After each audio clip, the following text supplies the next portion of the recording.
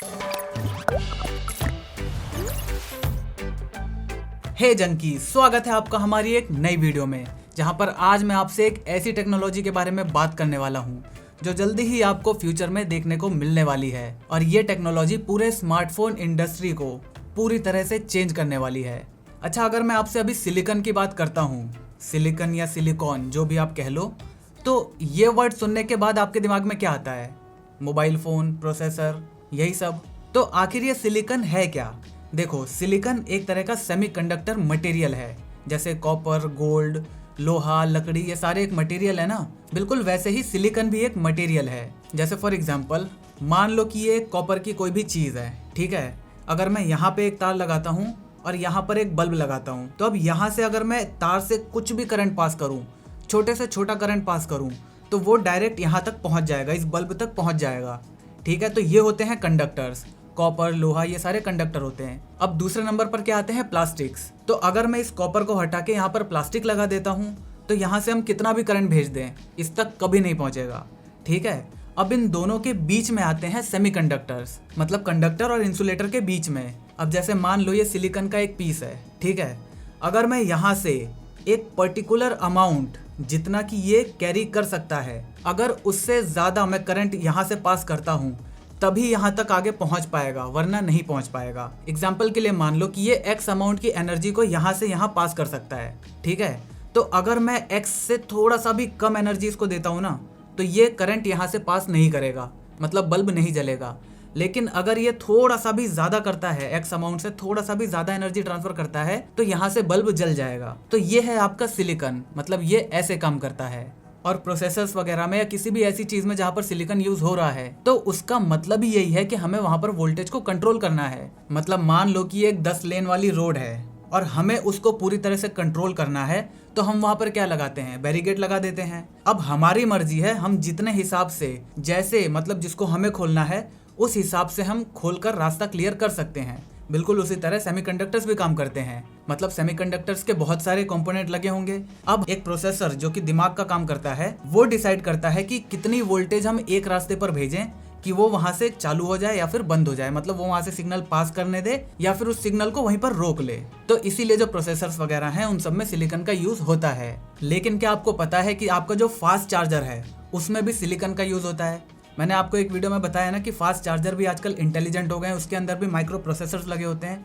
तो इस micro processor में भी सिलिकॉन का ही यूज़ होता है, या मैं कहूँ होता था, क्योंकि फ्यूचर में हम इस सिलिकॉन को, जो सिलिकॉन सेमीकंडक्टर है, इसको गैलियम नाइट्राइड से चेंज करने वाले हैं। आपने हाल ही में कई वीडियोज़ में ये गैलियम नाइट्राइड वर्ड को बहुत बार सुना होगा। तो आखिर ये है क्या और कैसे ये जो हमारी चार्जिंग टेक्नोलॉजी है इसको चेंज करने वाला है? वैसे मैंने सोचा था कि आज मैं क्विक चार्जिंग 5 पर वीडियो बनाऊंगा, लेकिन फिर जब मैंने इस गैलियम नाइट्राइड के बारे में सुना, तो मैंने सोचा पहले आप लोगों को इसके बारे में बताना चाहिए, इसके बाद जो क्विक चार्जिंग 5 आई है क्वालकॉम की, उसको बताऊंगा आपको। तो इसीलिए आज हम गैलियम नाइट्राइड के बारे में बात करेंगे। अब मैं गैलियम नाइट्राइड बार बार इस वर्ड का यूज़ क्यों कर रहा हूँ? क्योंकि यार देखो, आपको ना इन वर्ड से फेमिलियर होना पड़ेगा अगर आप टेक्नोलॉजी में इंटरेस्ट रखते हो।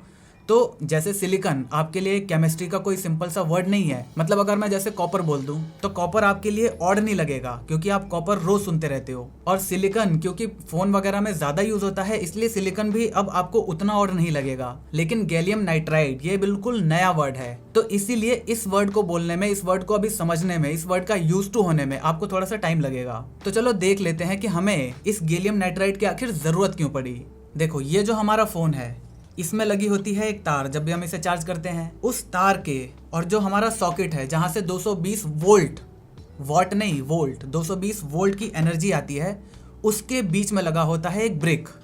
ये ऐसा ब्रिक, और सारा मैजिक यहीं पर होता है। इस ब्रिक में लगा सर्किट ही ये डिसाइड करता है कि कितनी पावर को आगे भेजना है और कितनी पावर भेजना सेफ रहेगा एक मोबाइल के लिए। और गैलियम नाइट्राइड इस मामले में बहुत ज़्यादा एफिशिएंट है। मतलब वो एनर्जी को कन्वर्ट करने में 220 वोल्ट की जो एनर्जी आ रही है, उसको 25 या 30 या 50, 60, ये उसी एनर्जी को कम करता है। और जो कम करने की प्रोसेस में जो हीट एनर्जी वेस्ट होती है, उस वेस्ट को मिनिमाइज करता है। सिंपल भाषा में आप इतना समझ लो, जैसे आप चार्जिंग करते हो तो उस टाइम पर आपका चार्जर भी गर्म होता है। अगर आपने फास्ट चार्जर यूज़ करा है तो आपका फ़ोन तो थोड़ा सा गर्म होता ही है, लेकिन जो आपका चार्जर है वो भी गर्म होता है। तो उसका मतलब ये है वो जो एनर्जी कन्वर्जन कर रहा है ना, मतलब इतनी सारी एनर्जी आ रही है आपके सर्किट बोर्ड से, उसको इतने में कन्वर्ट कर रहा है, तो इस कन्वर्जन में वो हीट में एनर्जी रिलीज करता है। और ये जो हीट में एनर्जी रिलीज होती है ना, इसी को हम कहते हैं एनर्जी लॉस। अब ये जो गैलियम नाइट्राइड है ये इस एनर्जी लॉस को बहुत ज्यादा कम कर देगा। अब आप बोलोगे कि यार एक चार्जर कितनी एनर्जी लेता है, मतलब इतनी सी तो वो एनर्जी लेता है, अब उसमें भी कम करके हम क्या ही कर लेंगे। तो यार देखो, फ्यूचर का हम सबको पता है कि फ्यूचर में कैसे एनर्जी सेविंग हमारे लिए बहुत ज्यादा जरूरी है। और अगर हम एक की बात करें तो कोई भी फर्क नहीं पड़ता, लेकिन इस दुनिया में हम अकेले तो नहीं हैं और ना ही हम अकेले फोन को यूज करते हैं। तो इसीलिए अगर इसके कंबाइंड इफेक्ट को हम जोड़ देना तो वो बहुत बड़ा इफेक्ट निकल कर आता है। और यही वो वजह है जो गैलियम नाइट्राइड इतना ज्यादा पॉपुलर होता जा रहा है। और ये गैलियम नाइट्राइड ना सिर्फ आपके फोन के जो चार्जर हैं उसकी हीट डिसिपेशन को कम करेगा, बल्कि ये इसके साइज को भी बहुत ज्यादा छोटा कर देगा। अब देखो, हमारे जो चार्जर हैं, फास्ट चार्जर हैं, वो इतने बड़े बड़े क्यों बनाए जाते हैं? क्योंकि उसमें हीट डिसिपेशन ज्यादा होती है, इसीलिए उसमें बड़े सरफेस एरिया की हमें जरूरत पड़ती है। लेकिन जब हम गैलियम नाइट्राइड वाले चार्जर का यूज करेंगे तो इसमें हीट बहुत ही कम निकलेगी, इसीलिए हम इसे छोटा बना सकते हैं। आज आपके लिए अगर आप एक पावर बैंक लेके जाते हो तो पावर बैंक कितना बड़ा है, मतलब अगर आप कैरी करते हो तो आपको पता ही होगा कि उसको डेली कैरी करना कितना मुश्किल काम है। अगर आपके पास बैग वगैरह है तो ठीक है, लेकिन अगर आप हाथ में या जेब में रखते हो तो बहुत बड़ी सिरदर्दी है वो। तो आपको क्या लगता है कि उसमें सिर्फ बैटरी इतनी बड़ी बड़ी होती है? नहीं, उसमें जो सर्किट होता है, जो हीट डिसिपेशन के लिए सरफेस एरिया दिया जाता है, इसकी वजह से ये जो पावर बैंक्स है इतने बड़े और इतने बल्कि बनते हैं। दूसरी जो दिक्कत है पावर बैंक्स की वो ये है कि वो इतनी ज्यादा स्पीड से चार्ज नहीं कर पाते। आज हमारे पास फास्ट चार्जिंग वाले हैं पावर बैंक, लेकिन वो इतनी ज्यादा तेज अभी भी नहीं कर पाते जितना हमारा वॉल वाला चार्जर कर देता है। और तीसरी जो इसकी बड़ी प्रॉब्लम है वो ये है कि ये गर्म ज्यादा होते हैं। और अगर हम इस सिलिकॉन बेस्ड पावर बैंक्स को gallium nitride based power bank से चेंज कर देना तो ये तीनों की तीनों प्रॉब्लम्स को हम बहुत आसानी से दूर कर सकते हैं।